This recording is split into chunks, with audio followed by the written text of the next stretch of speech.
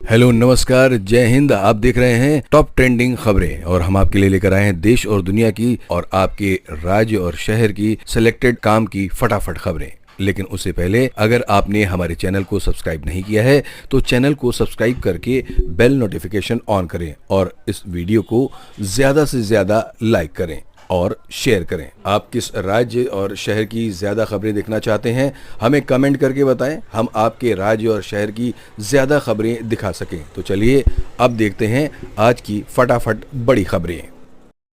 कई बार हाईवे पर सफर करते समय इमरजेंसी में सही जानकारी न मिलने से यात्रियों को काफ़ी परेशानी झेलनी पड़ती है, लेकिन अब यह मुश्किल जल्द ही खत्म होने जा रही है। National highway authority of India (NHAI) ने एक नई पहल की है, जिसके तहत हाईवे पर QR कोड साइन बोर्ड लगाए जाएंगे। इन बोर्ड्स को स्कैन करते ही यात्रियों को तमाम जरूरी जानकारी तुरंत मोबाइल पर मिल जाएगी। उत्तर प्रदेश के कानपुर, वाराणसी, गोरखपुर सहित दर्जनों जिलों में तेज बारिश हो रही है। गोरखपुर में देर रात से शुरू हुई बारिश शनिवार सुबह तक जारी है। वहीं तेज हवा भी चल रही है। इसके अलावा कानपुर और वाराणसी में भी तेज बारिश हो रही है। वाराणसी में बारिश को लेकर ऑरेंज अलर्ट जारी किया गया है, जबकि बरेली में बहुत तेज बारिश की आशंका है। DGHS ने कहा है कि 2 साल से छोटे बच्चों को खांसी और जुकाम की दवाएं बिल्कुल नहीं दी जानी चाहिए और 5 साल से कम उम्र के बच्चों के लिए भी इनका इस्तेमाल सामान्य तौर पर नहीं करना चाहिए। मध्य प्रदेश के छिंदवाड़ा में पिछले करीब 2 हफ्तों में 9 बच्चों की किडनी फेल होने से मौत हो गई है। स्वास्थ्य अधिकारियों को शक है कि इन मौतों का संबंध दूषित कंटामिनेटेड खांसी के सिरप से हो सकता है। पड़ोसी राज्य राजस्थान के सीकर जिले में भी कुछ दिन पहले इसी तरह 2 बच्चों की मौत हुई थी। मृतक 9 बच्चों में से कम 5 बच्चों ने कोल्ड्रेफ सिरप लिया था, जबकि एक को नेक्स्ट्रो सिरप पिलाया गया था। इसके बाद निजी डॉक्टरों को निर्देश दिया गया है कि अगर किसी बच्चे में वायरल जैसे लक्षण दिखे तो उसे निजी क्लिनिक में इलाज न देकर सीधे सिविल अस्पताल भेजा जाए। परिवहन और राजमार्ग मंत्रालय ने बिना फास्टैग लगे वाहनों को बड़ी राहत दी है। अब ऐसे वाहनों को UPI से भुगतान करने पर टोल टैक्स का 1.25 गुना ही भुगतान करना होगा। ये व्यवस्था 15 नवंबर से मेरठ समेत देश भर के टोल प्लाजा पर लागू होगी। शुक्रवार को NHAI के CGM ऑपरेशन अब्दुल बासित ने बताया कि सड़क परिवहन और राजमार्ग मंत्रालय ने फास्टैग को लेकर महत्वपूर्ण अधिसूचना जारी की है। उन्होंने बताया, वर्तमान में जिन वाहनों में फास्टैग नहीं लगा है या जिनका फास्टैग अमान्य है तो उन्हें नकद में 2 गुना टोल शुल्क देना पड़ता है। केंद्रीय कर्मचारियों के बाद अब यूपी कर्मचारियों में महंगाई भत्ते को लेकर इंतजार बना हुआ है। यूपी कर्मचारी ताक लगाए जुलाई के डीए का इंतजार कर रहे हैं। अब इसी बीच यूपी कर्मचारियों के लिए डीए और बोनस से जुड़ा बड़ा अपडेट सामने आया है, जिसके तहत कर्मचारियों को 7,000 रुपये तक बोनस दिया जाएगा। महाराष्ट्र में अब दुकानें, होटल और अन्य प्रतिष्ठान अब 24 घंटे खुले रह सकेंगे। दिवाली से पहले राज्य सरकार के उद्योग विभाग ने बड़ा फैसला किया। इसका सीधा फायदा राज्य भर के दुकानदारों को होगा। जिन होटलों में शराब की बिक्री नहीं होती है वह होटल भी खुले रहेंगे।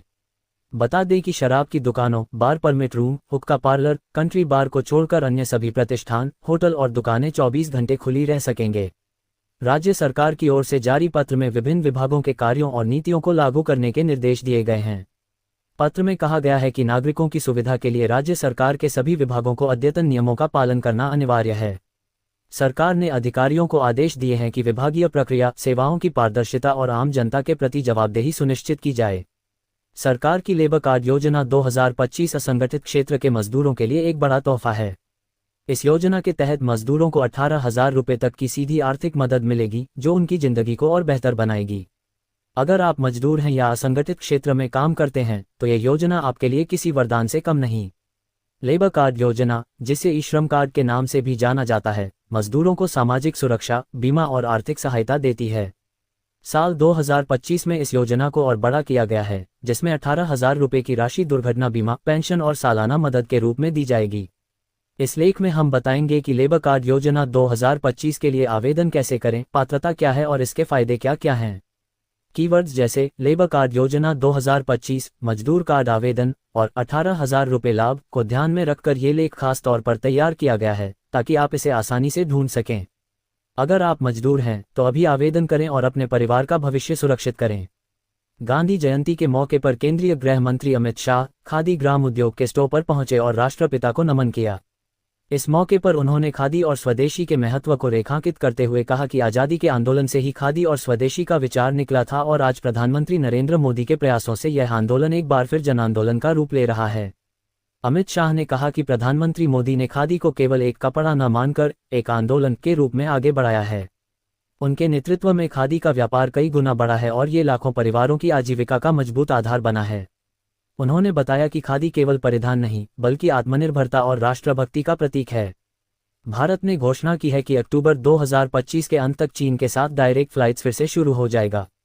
ये 2020 के बाद पहली बार होगा जब दोनों देशों के बीच सामान्य कमर्शियल फ्लाइट संचालित होंगी। विदेश मंत्रालय ने बयान जारी कर बताया कि दोनों देशों की सिविल एविएशन अथॉरिटीज के बीच तकनीकी स्तर पर चली बातचीत के बाद सहमति बनी है।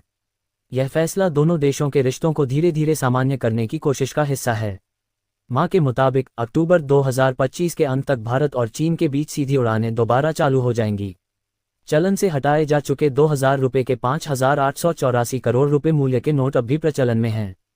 बुधवार को जारी सरकारी आंकड़ों में ये जानकारी दी गई। भारतीय रिजर्व बैंक (RBI) ने 19 मई 2023 को 2000 रुपये मूल्य के बैंक नोटों को प्रचलन से वापस लेने की घोषणा की थी। हालांकि 2000 रुपये के बैंक नोट अब भी वैध मुद्रा बने हुए हैं। केंद्रीय बैंक ने एक बयान में कहा कि चलन में मौजूद 2000 रुपये के बैंक नोटों का कुल मूल्य 30 सितंबर 2025 को कारोबार की समाप्ति पर घटकर 5,884 करोड़ रुपये रह गया है। 19 मई 2023 को चलन से हटाए जाते समय कारोबार की समाप्ति पर इन नोटों का कुल मूल्य 3.56 लाख करोड़ रुपये था। इसका मतलब है कि 19 मई 2023 तक चलन में रहे 2000 रुपये के कुल बैंक नोटों में से 98.35% अब वापस आ चुके हैं। इन नोटों को बदलने की सुविधा रिजर्व बैंक के 19 निर्गम कार्यालयों में उपलब्ध है। इसके अलावा भारतीय डाक के माध्यम से 2000 रुपये के नोट अपने बैंक खातों में जमा कराने के लिए रिजर्व बैंक के किसी भी जारीकर्ता कार्यालय में भेजे जा सकते हैं। आप कर्मचारी भविष्य निधि संगठन (EPFO) के सदस्य हैं और अपनी PF बैलेंस आखिरी जमा राशि जैसी जानकारी पाना चाहते हैं तो अब ये काम बहुत ही आसान हो गया है। EPFO ने एक मिस्ड कॉल सेवा शुरू की है जिससे आप बस एक मिस्ड कॉल देकर ये सभी जानकारी अपने मोबाइल पर प्राप्त कर सकते हैं। ये सुविधा न सिर्फ फ्री है बल्कि इसके लिए इंटरनेट या स्मार्टफोन की जरूरत भी नहीं पड़ती। जब आप EPFO द्वारा जारी नंबर 9966044425 पर अपने रजिस्टर्ड मोबाइल नंबर से मिस्ड कॉल करते हैं तो आपको SMS के माध्यम से कुछ अहम जानकारियां मिलती हैं, जैसे आपकी PF खाता में जमा की गई आखिरी राशि, आपका कुल PF बैलेंस और UN से जुड़ी जरूरी जानकारी। ये सेवा पूरी तरह निःशुल्क है और सभी EPFO सदस्यों के लिए उपलब्ध है, बशर्ते वे कुछ शर्तों को पूरा करते हों। उत्तर प्रदेश सरकार ने सरकारी सेवकों के मृतक आश्रितों की भर्ती के नियमों में बड़ा बदलाव कर दिया है। अब मृतक आश्रितों को वही नौकरी मिलेगी जो समूह में उनके परिजन काम कर रहे थे। यानी अगर कोई सरकारी कर्मचारी अपनी सेवा के दौरान दुनिया छोड़ देता है तो उसके परिवार के सदस्य को उसी समूह में नौकरी दी जाएगी, न कि कोई ऊंचा पद। यह नया नियम कार्मिक विभाग ने मंगलवार को जारी किया है। आइए इस बदलाव को विस्तार से समझते हैं।